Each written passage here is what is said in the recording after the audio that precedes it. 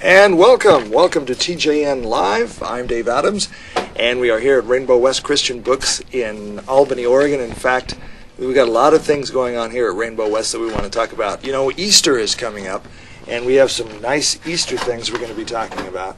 And our guest in the bookstore today is Lance Dickson. And we're going to be talking about fathers. And Lance is involved with an organization called Committed Fathers Alliance. Lance, thanks for being with us on TJN. Well, thanks for having me. Thanks for having me. I really appreciate it. Okay. First of all, before we talk to Lance about what Committed Fathers is and why he's a committed father and why he started this organization, let's take a few minutes to thank Connie here at Rainbow West Christian Books in Albany, and also tell you some of the things that you can find here. There was a book that was very popular in the Christian circles called The Shack. Did you read The Shack? No, I haven't read The Shack yet, but I have heard about it. There is a new book out written by a friend of Paul Young. Paul Young wrote The Shack. This new book is called The Shack Revisited, and they take The Shack and go a little bit deeper with it.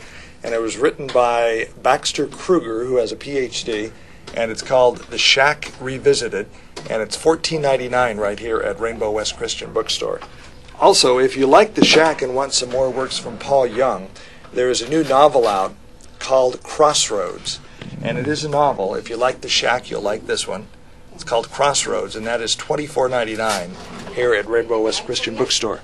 And you know that it is VeggieTales. Did you ever watch VeggieTales with your kids? No, my kids were pretty much adults by the time VeggieTales came out, so they were a little bit older for the VeggieTales. They kind of was more into the Barney when they were young.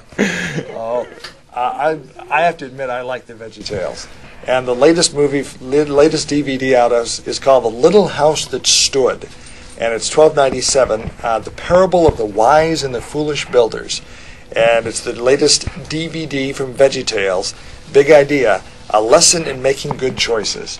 And it is that one right there, The Little House That Stood. So if you want to have an Easter gift for the kids, there's another one.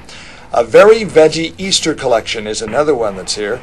It is two DVDs and 2 CDs, and it's $19.99. Have a Very Veggie Easter. And 'Twas the Night Before Easter is one of them, plus an Easter Carol. An Easter Carol, okay. And a Christmas Carol, Easter Yes, Carol. that'd be very interesting. VeggieTales. And then, of course, Easter egg coloring kits, VeggieTales. And this one is only $4.99, so if you like to color the Easter eggs for the kids, check it out. A lot of really fun Christian things to do here at Rainbow West Christian Bookstore in Albany, Oregon. Connie, thank you very much. You've been very gracious. Allow us to come here every Monday at 5 and just find out what God is doing and report it. And if you missed the live version of the show, you can catch it on our website, thejesusnetwork.net. Later on this evening, we'll have the show up. We are starting a conversation with the American Center for Law and Justice. And one of the things that they've been involved in and that we want to talk to them about is students on college and university campuses that are being targeted for their Christian faith, and some faculty and staff who do not agree with the Christian theology are trying to retrain our kids.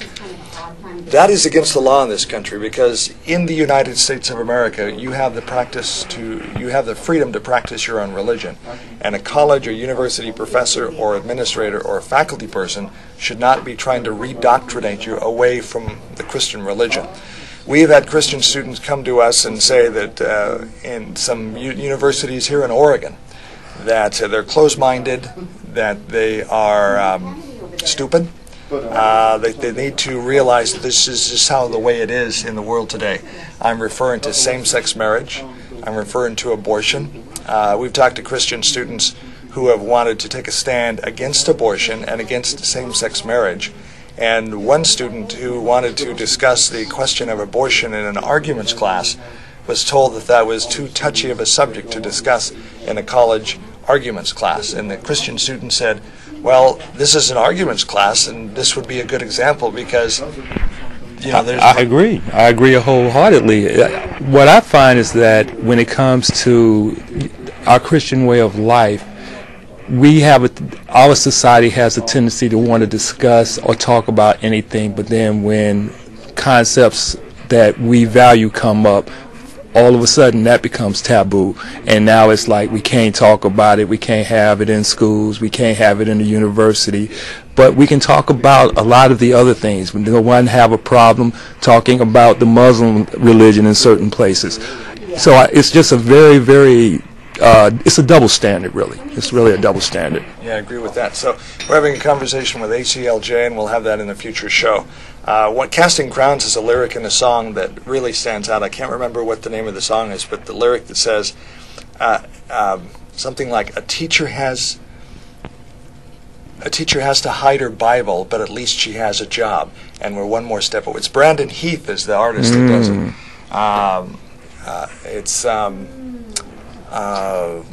It's talking about Eden, one step away, I think is the name of the song. And this is by Casting Crowns? No, it's by Brandon Heath. Brandon Heath, all right.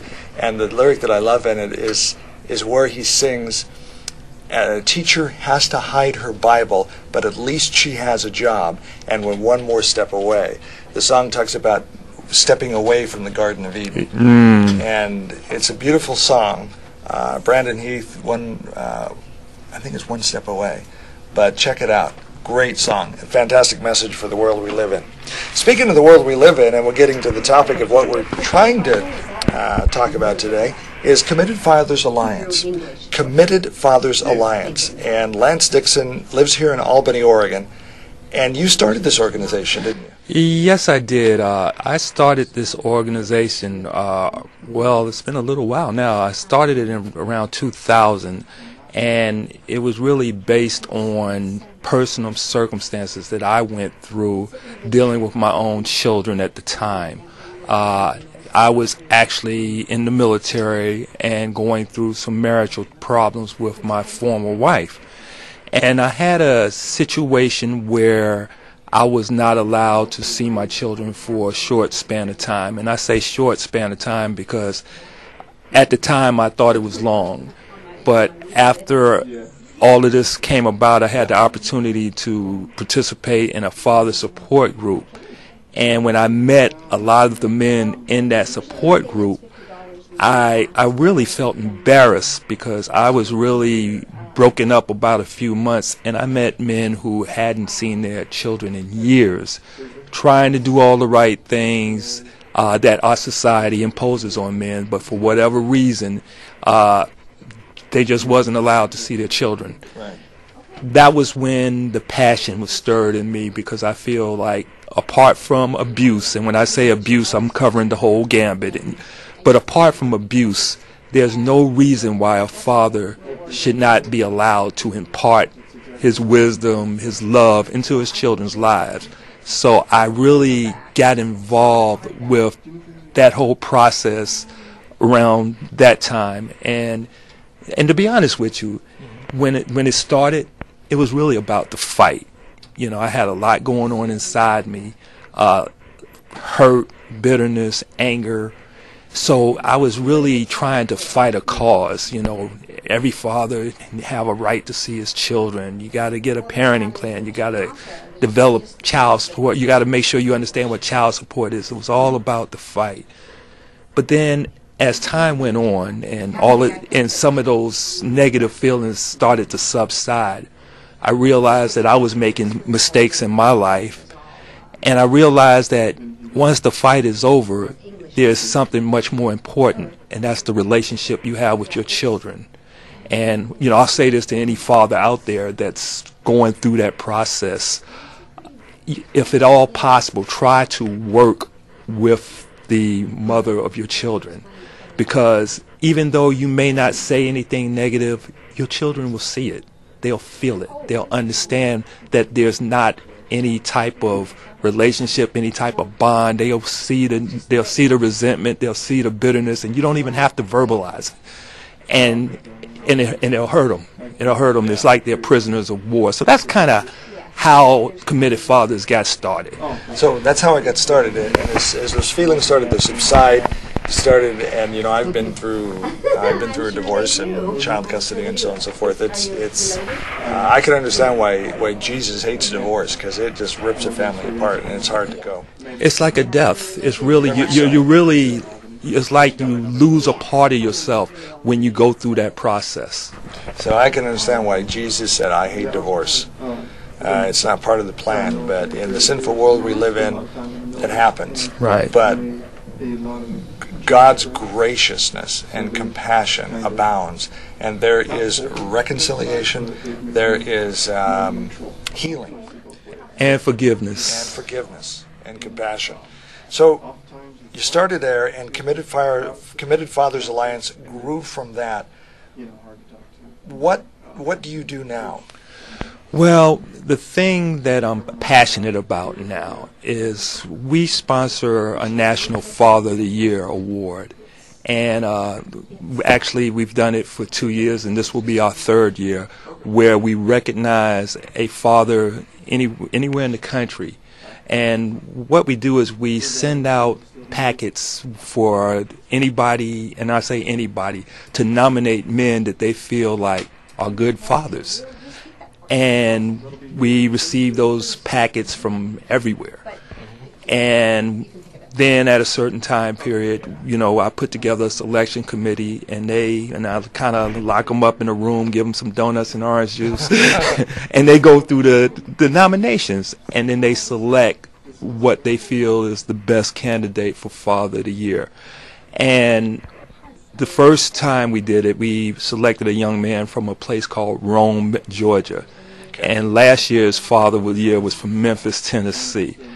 And in both cases, I see just this little thing that we're doing actually change a man's life. Just the recognition, the appreciation. Because as fathers, we have kind of the hardest job and most important job there is. But also we have one of the least appreciated jobs. Yeah. Fathers don't get a lot of recognition. The media don't talk about good fathers. They only speak about and find newsworthiness in negative situations. So one of the things we want to do is we want to celebrate the fathers. We want to encourage fathers, not just the separated fathers, but the fathers that's in the homes, the ones that's going to work every day, getting up early in the morning, coming home late at night, doing what they're supposed to do every day. And we want to give them that job well done. Keep it up, encourage them, enhance that relationship with your children, because sometimes, we're human, we can get discouraged. And so that's kind of where the passion is now, is that we have the Father of the Year program, and I'm looking forward to the selection process of this year's Father of the Year. Amen. I have 2 girls, and one of the things that I think was a high point of my life was when I'm sure my youngest daughter told me, she said, "Dad, you're my hero." And I believe my oldest daughter. I don't want to single any one of them out. I want to make sure I compliment both of my daughters. But that really touched my heart. It will. And I really appreciated that, and it's very emotional for me to talk about it now because it meant so much to me. But fathers are very, very important, and I think God designed a family unit for a mother and a father, because a mother brings so much tenderness and love, but a father brings, the work ethic and strength and protection and direction for both men and women. And when you have a home that doesn't have a father in it, then the young lady doesn't see a role model of how mom is treated, and so maybe she doesn't know how she's supposed to be treated by a man. And likewise, a father can present a good role model for how a man should be in a relationship and how he should work, and so on and so forth. Absolutely. So we need to have fathers out there, and so that's when Lance walked in the door the other day at our studios and was talking to us about Committed Fathers Alliance, said we wanted to bring him on TJN TV and talk about the program and just how important fathers are, because there's certain things in our society that are under attack. I think one of them is the family unit, the family structure as God structured it, and I think another thing is fathers. Right. And if the enemy can destroy us on the home front, then he has the country. And I think one of the things that we need to do to build up this country is we need to build the family unit again. Absolutely, absolutely. Would you agree with that? I would agree with that wholeheartedly. I mean, the statistics are available of the devastating results of a child who doesn't have a father's presence. And even in a situation where there's separation, that doesn't mean the father can't be involved, because the child needs both parents, not one, not the other. They need both parents. And if you can, I've seen situations where, the marriage may not have worked, but the parents have a focus on what's important, their child. And, it's not as good as the whole unit being together, but having the love of the father and the love of the mother in a non-confrontational manner, that's what children need. And, the statistics are clear. They do better in school. It's you can read off a whole lot of negative statistics of what happens when the father is not present. But I want to focus not so much on the negative through Committed Fathers Alliance, but the positive. Now, don't get me wrong. Sure. The fight is still important, because you cannot enhance a relationship with your children if you're not allowed to have a relationship with your children. So you got to that, there is still an important part of fighting so that you can have that relationship. But beyond that, the relationship, I want to make sure that fathers are encouraged. I want to make sure that fathers are doing things to spend time with their children, because that's a factor that a lot of programs don't look at. A lot of the fatherhood programs, they look at, okay, we calculated the child support, we got them working, we got the parenting plan ready, but we don't look at how much time did we help the father spend with his child. Was he the weekend dad, the once a week, every Thursday and every other weekend? Or did we provide opportunities for him to spend quality time where, with children, especially younger children, their focus is on fun. They remember things that are fun and enjoyable. But as fathers, we got to be wise so we can take those moments, and while the child is having fun, we can impart those little tidbits of wisdom. For instance, to have a father-son fishing trip. While the son is got his line cast, we can talk to him about the importance of being patient. Those type of things. They are remember it because they're having fun. But we just have to use those opportunities. We spend time with them. We impart knowledge to them, and we watch them grow into nice young men and nice young women. That's what it's all about. It's about the relationship. It is. One of the things that we did with kids, my girls, as we were growing up, is we would have daddy dates. Right. And once a week. This is when before their mom and I divorced. But and I had a big, busy job in broadcasting. I was doing technical, I was doing news coverage, and so I was very busy. But one time a week we had a daddy date. And that's where I would take each, initially both of them, and then later on as they grew older, individually to have individual time with them. And they looked forward to the daddy dates. And initially, as they were growing up, we would just go to McDonald's, and sometimes they would just play out on the playground equipment. Right. And I would just sit there and waiting for them. But it was important for them to understand that they were important enough that Dad spent time with them to take them to McDonald's just one-on-one. This is our date night, so to speak. And you just go and you just have fun with your kid. And it's important that your children understand that they are important, that they are a big priority in life. Right. So, and I will venture to say that I'm thinking your daughters are grown now, right? 24 and okay. 20. The memories that they have, the memories that they cherish are probably those daddy dates. Yeah. And those things that we kind of take for granted. Sometimes we take things for granted and we don't realize how important something is until it's no longer there. But those small moments where you can spend time with your daughter, spend time with your son, and just talk to them. How you doing? I appreciate the man you becoming. I'm appreciating the young lady you're growing into. Those type of things. Those are the things that they're going to remember. We may not even think that they would, but they will. Something like, we went to McDonald's when I got a bad grade at school. You were like, okay, let's go to McDonald's. Okay, you forget about it, but 10, 15 years down the line, your daughter or your son might be like, you know what? I remember when I was just down and out, and my dad took me to McDonald's.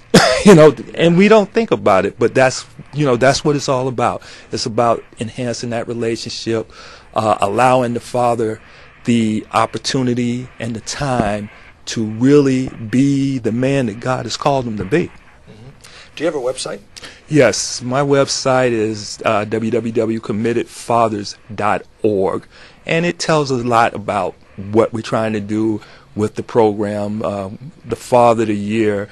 We have some information as far as we're trying to establish a National Father-Son and Father-Daughter Recognition Day. We have a little online petition. We give the stats about the importance of having a father in your life. And we just want a day where the father can take his daughter and say, you know what, I appreciate you for the young lady you becoming. Take her out to a dinner, take her out to a father-daughter dance, buy her flowers, whatever it is, just a day to appreciate her. Same thing with the son, son, I'm proud of you. You're becoming the man I want you to be. Take them fishing, take them to a baseball game. We're trying to establish that as a national day, and the way I look at it, we have all type of national days. We have Secretary's Days, we got Groundhog's Day. Why can't we have a father-son, father-daughter day? Really. I think that's a great idea. You think that's a great idea? We have an audience here, a small audience, that thinks it's a great idea. Right. So, Connie, you think that's a great idea? What's that? Having a national father-daughter, father-son day, where father and daughter get together on a day. Be wonderful. Well, the way we got it kind of planned out is we've been actually recognizing it, even though it's not official, for the last 3 or 4 years. But the third Saturday in April is the Father-Daughter Day, and the third Saturday in July is the Father-Son Day. And the reason why we chose April and July is because we did not want to impact the whole Mother's Day, Father's Day thing. We wanted to focus on the daughter and the son, not the father or the mother. So that's kind of what we chose. But we have a petition, and we just want to see it grow. And when we get enough response on that petition, we're going to see if we can take it to Congress and allow them to do what they have to do. I think that's an awesome idea. And let us know what we can do to support you in that. Absolutely. Raise awareness on that, because I think you just look at the news, and I think our families are under attack. And I think the key to rebuilding this country and the key to this country surviving is the family unit. Because if the enemy can tear us apart at home, then he has the country. But if we're strong in that family structure, then that's the base that we're drawing to make the country strong. We cannot, I don't believe we can have a strong country without a strong family unit. So that's a great idea. Well, I believe I'm absolutely in agreement with you. We can't. I think in Malachi, the last book in Malachi talks about bringing the father back to the family, and that the land will be cursed if the father is not present. And I'm paraphrasing, but Scripture actually talks about the importance of the father's presence in his home throughout Scripture. And we, as a society, it's sad to say that we're getting away from that. Yeah. So, again, the website for Committed Fathers Alliance is what? www.committedfathers.org. Okay. And thank you for being with us. Lance Dickson is in Albany, Oregon. If people want to contact you directly, how do they do that? Well, they can go to the website. All our information is on there. Our phone number is on there for Committed Fathers. And the one thing I want to say is that right now we have the Father of the Year promotion going on. Download a nomination form and nominate somebody that you know is a good father. Everybody knows somebody that's doing an exceptional job as a father, and sometimes we just don't take the time to do it. It just costs a stamp. Nominate somebody, send his name in, recognize them for a job well done, because I'll be honest with you, I've seen this change men's lives, and what the big picture and the focus of what we're trying to accomplish is we really want to see a Father of the Year in every state, because I read all the nominations, and they're really exceptional. That's why I'm never part of the selection committee, because I couldn't make a selection. But I want to be able to honor some more than just one man a year. I would love to be able to see 50 Father of the Years from every state, and then one National Father of the Year, and just honor them for the job, for a job well done. That is an amazing idea, folks. What do you think? You've heard the website and the email address. Could you give your email address one more time? Okay, the email address is cfa@committedfathers.org. And I'd also like to know what you think about that. My email address is dave@thejesusnetwork.net, and I think that is an amazing idea. Well, thank you, Dave. Great. It builds the family unit, honors fathers, and makes an example of the ones that are doing a great job.